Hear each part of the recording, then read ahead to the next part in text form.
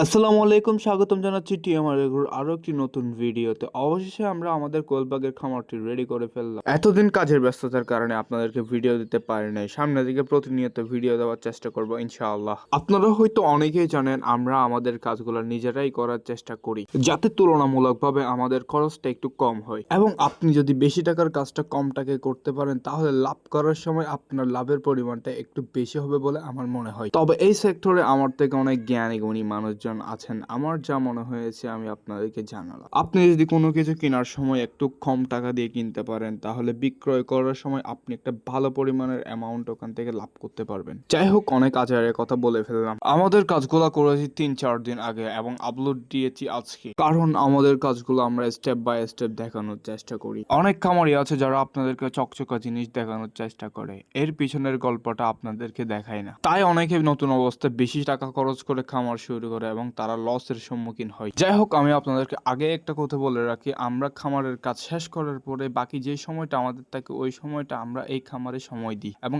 এই খামারের কাজগুলো শেষ করার চেষ্টা করি। পাশের বেড়া এবং নেটের কাজগুলো আগেই করে রেখেছিলাম, যার কারণে ভিডিওতে দেখানো সম্ভব হয় নাই। প্রথমে আমরা ভেবেছিলাম ফ্লোরটা মাটি দিয়ে লেপে দিব, কিন্তু এটা করি নাই। কারণ হচ্ছে যে এখানে আমরা অনেক কিছু ভরাট করতে হয়েছে এবং আমাদের পাশে এটা জায়গাটা অনেক নিচু ছিল। জায়গাটা অনেক নিচু হওয়ার কারণে এখানে আমাদের অনেক মাটি ফেলতে হয়েছে এবং এই জায়গাটা ভরাট করতে হয়েছে। যেহেতু পাশে বস্তা দেওয়া, তাই আমরা মেঝেটাই লিপি নেই। সবার পরামর্শ নিয়ে মেঝেটাতে ইট বসানোর পরিকল্পনা করলাম। এখানে লিপে দিই নাই, কারণ ইঁদুরে গর্ত করে ফেলতে পারে এবং কোয়েল পাখি খেয়ে ফেলতে পারে, যার কারণে নিচে লিপি নেই, ইট বসাই দিয়েছি। ইট বসানোর জন্য আমার ফুফাতো ভাইকে সাথে নিয়ে আসলাম। ও রাজমিস্ত্রির কাজ করে, যার কারণে এই কাজগুলোতে ওর অভিজ্ঞতা একটু বেশি। ও আজকে কাজে যায় নাই, তাই বললাম আমার সাথে একটু কাজ করে দিতে।